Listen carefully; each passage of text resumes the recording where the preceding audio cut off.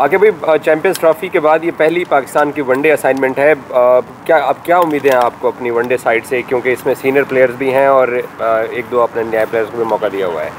देखिए, अगर आप देखें तो जिस तरह से वे टूर्स में ऑस्ट्रेलिया में ओडिया में परफॉर्मेंस आई है, साउथ अफ्रीका में आई है, इसी तरह से अगर ये कंडीशंस जो है ना, इसके ऊपर बड़ा डिपेंड करता है। यहाँ भी बॉलिंग कंडीशंस होंगी और जिस तरह से फास्ट बॉलर्स ने डोमिनेट की ऑस्ट्रेलिया में, साउथ अफ्रीका में, यहाँ भी फास्ट बॉलिंग के ऊपर डिपेंड करेंगे। और जिस तरह की ड्रॉप इन ग्रीन पिच है, इसके ऊपर कोशिश करेंगे कि उनको रिस्ट्रिक्ट करें अंडर 200। और जिस तरह की एक्सपीरियंस बैटिंग है, Babar Rizwan back in the ODI like, तो उसमें मैं समझता हूँ कि इस सीरीज़ में बहुत अच्छे रिजल्ट्स आने चाहिए।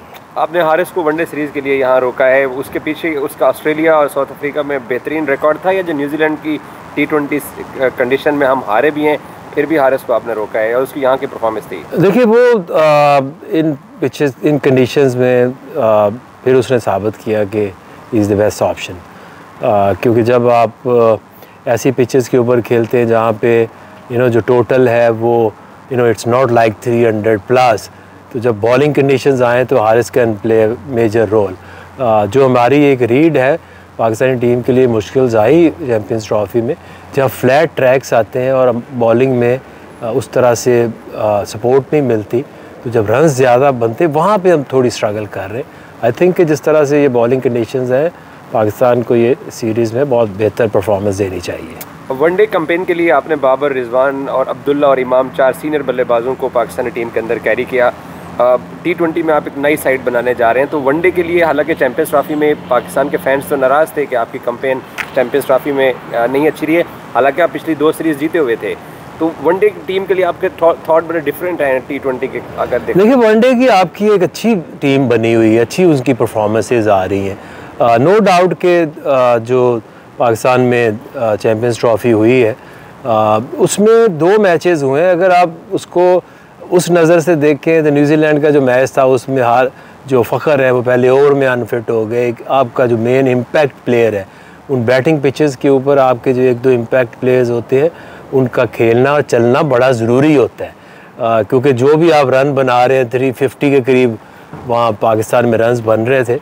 और दूसरा इंडिया से मैच हुआ है तो वो भी एक सिचुएशन पे अच्छी पोजीशन में थे, बट मूविंग फॉरवर्ड वनडे में आपकी टीम एक सेटल है और अच्छी परफॉर्मेंस देती है। अरे इसीलिए T20 में हम चेंजेस करना चाह रहे हैं, क्योंकि आइंदा एशिया कप है, वर्ल्ड कप है, वो भी इंडिया और सब कॉन्टिनेंट के अंदर है। पोस्ट सीरीज़ T20 में आपसे बात नहीं हुई है, सब लोग जानना चाहते हैं कि क्या एनालिसिस है आपका 4-1 रिज़ल्ट का, और यंग टीम आपका क्या तर्जीह है? देखिए, उसमें अगर आप देखें तो जो 2 पिचेस थी वो बेहतर थी, जहाँ पे पाकिस्तान ने 15 ओवर में 135 रन भी बनाए, और ऑकलैंड की अच्छी पिच थी, इसके ऊपर मैच भी पाकिस्तान ने जीता। जो 3 कंडीशंस हैं, अगर आप उनको क्रिकेटिंग पॉइंट ऑफ व्यू से देखें तो वो बहुत ज़्यादा मुश्किल थी जो टेक्निक पाकिस्तानी बैटर्स की होती है।